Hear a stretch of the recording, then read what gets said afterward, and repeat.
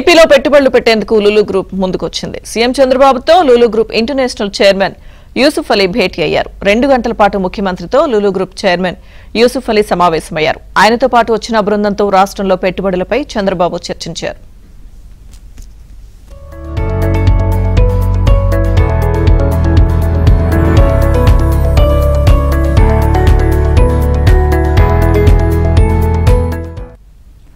విశాఖలో mall multiplex, Vijayawada, తిరుపతిలో hyper market multiplex నిర్మించే అంశంపై చర్చలు జరిపారు.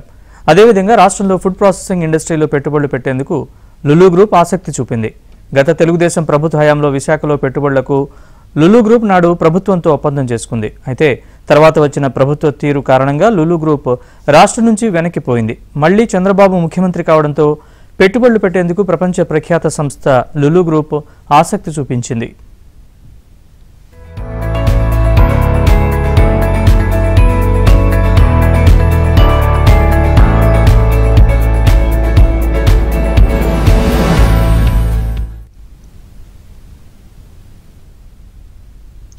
ఏపీలో పెట్టుబడులను ప్రోత్సహించడానికి తీసుకొస్తున్న నూతన పాలసీల గురించి చంద్రబాబు లులు గ్రూప్ చైర్మన్ కు వివరించారు.